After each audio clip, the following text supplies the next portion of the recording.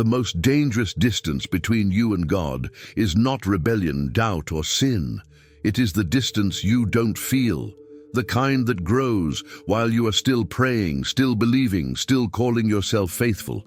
You speak God's name, you know the verses, you follow the path you were taught, yet something inside feels strangely quiet, almost numb, not peace, absence.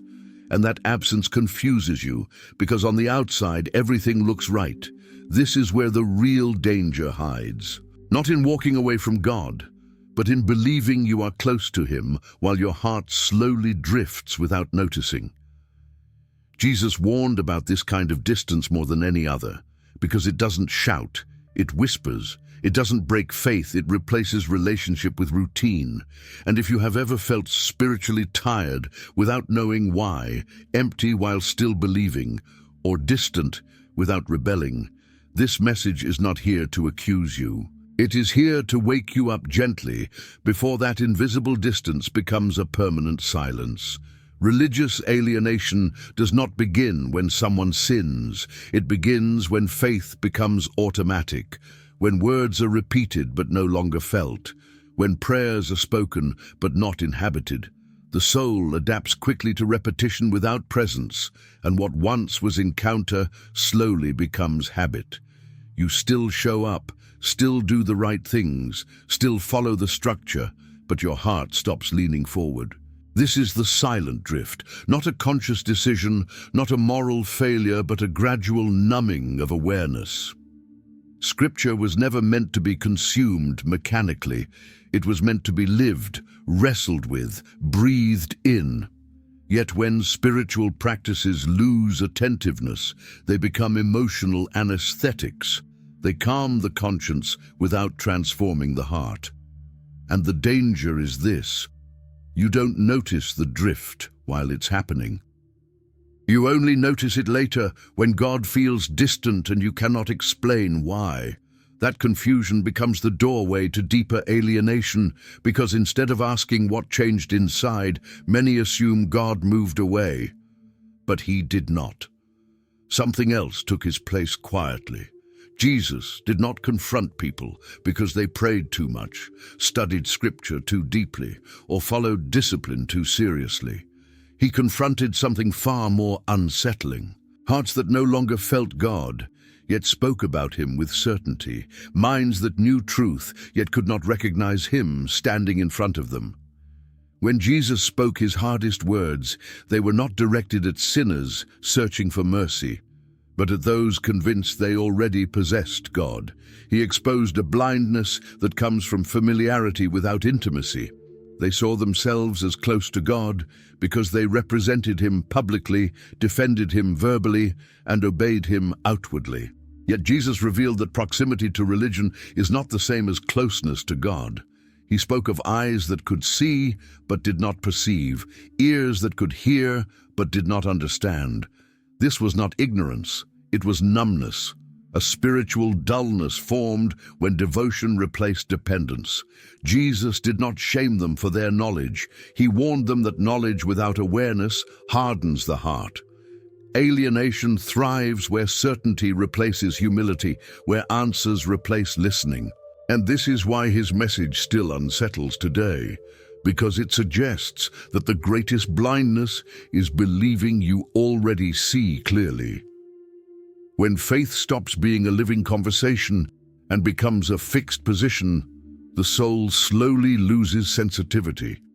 Jesus came to restore sight, not to reinforce systems that no longer feel God. There is a moment when faith quietly shifts from relationship to role. It happens when being seen as faithful becomes safer than being honest with God. When identity forms around belonging to a group, defending a doctrine, or maintaining a spiritual image. At that point, faith stops being a place of encounter and becomes something to protect.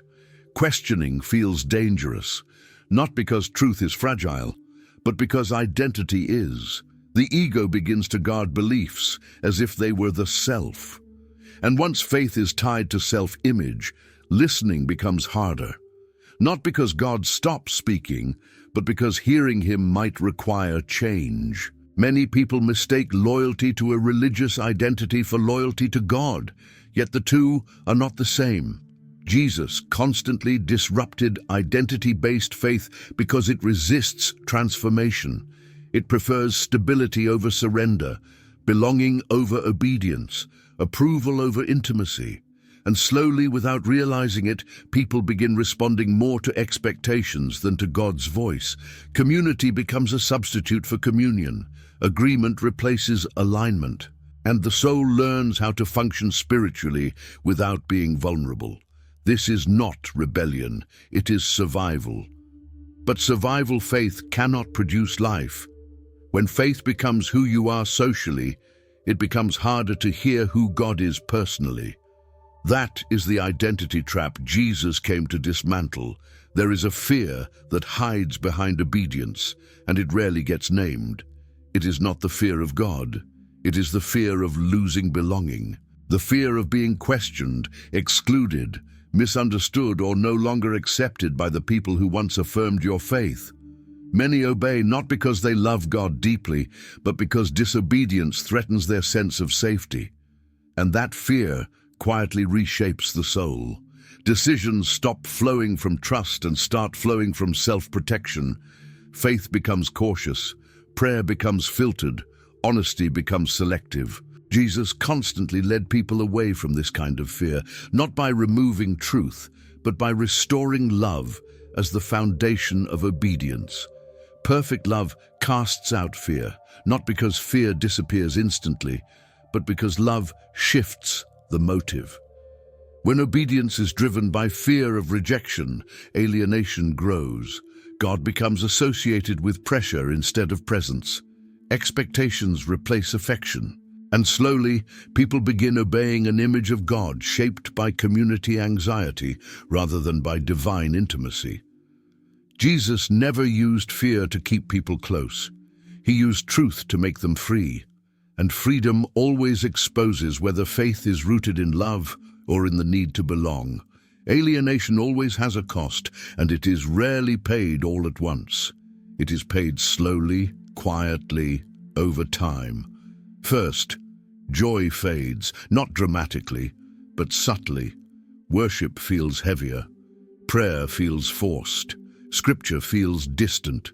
Then exhaustion sets in, not physical tiredness, but spiritual fatigue. The soul grows weary of carrying beliefs that no longer feel alive. From there, judgment often follows. When connection is lost internally, it is projected externally. Others become wrong more easily. Grace becomes scarce. Compassion thins, and beneath all of this, a quiet resentment toward God can form. Not spoken, not admitted, just felt. A sense that faith demands more than it gives, yet belief remains. That is what makes this so painful. The person still believes, still hopes, still fears God, but no longer feels held by Him. This is the tragedy of alienation, not loss of faith, but loss of warmth. Not rebellion, but distance. Jesus understood this cost deeply. That is why He spoke of rest for the weary, water for the thirsty, sight for the blind. He was not diagnosing sinners, He was healing exhausted souls who carried faith without life. Jesus never treated alienated hearts as frauds. He did not expose them to shame them. He exposed them to invite them back. His call was never return to structure, return to rules, or return to performance. It was return to me. Return to trust, return to awareness, return to honesty. Jesus knew that alienation dissolves the moment the soul stops pretending and starts listening again. That is why He spoke of becoming like a child, not naive, but present, not ignorant, but open. The return He offered was internal before it was visible.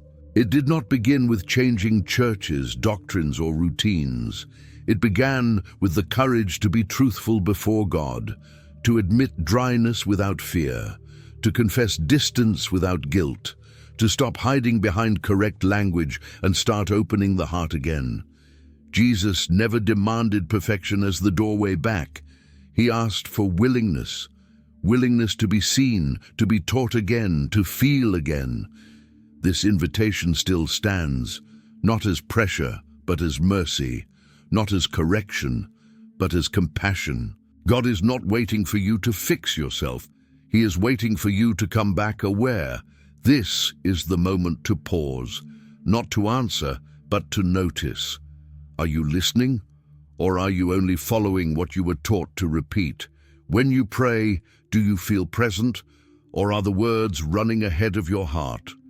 When you read scripture, do you feel invited or evaluated? These are not questions to create guilt. They are questions that reopen awareness. Because awareness is where relationship begins again. God does not speak louder when we are distant. He waits until we become still enough to hear. Alienation survives noise, certainty, and constant motion. It dissolves in quiet honesty. Ask yourself without fear, when was the last time you felt God rather than explained Him? When was the last time you sat without performing, fixing, or proving? This is not about changing behavior. It is about changing posture, from defending faith to encountering God again. Stillness is not inactivity, it is attention. And attention is where God has always been waiting. Jesus did not come to make people more religious. He came to make them free. Free from fear, free from performance, free from the exhausting need to appear close to God while feeling far inside. Freedom was always the goal. Alienation dissolves not through rebellion and not through perfection, but through honest presence before God. When the heart stops hiding, God does not pull away. He moves closer. This is why Jesus spoke of truth setting people free, not rules making them righteous. Truth is not information, it is alignment. It is the soul standing where it actually is, not where it thinks it should be. The moment you stop pretending closeness and choose honesty, distance begins to heal. God has never been impressed by flawless faith. He responds to real hearts, hearts that admit confusion, hearts that acknowledge dryness, hearts that choose relationship over image. Freedom begins when faith stops being something you manage and becomes someone you trust again. And that freedom does not remove obedience, it purifies it. It returns obedience to love, where it was always meant to live. If this message touched something you couldn't quite name, don't rush past it. Stay with that awareness for a moment. This space you feel right now is not emptiness, it is invitation. You don't need to explain it, defend it, or resolve it immediately, just acknowledge it. In the comments, write one word that describes where your heart is today. Not what you think it should be, but what it is. That simple honesty is already movement toward God. And if these reflections help you breathe again, consider staying connected here. Not for content, not for religion, but for reminders that faith can be living, gentle, and real. This is not about following a channel. It is about walking a path where clarity replaces pressure and peace replaces performance. You are not behind, you are not broken, you are being invited back to freedom.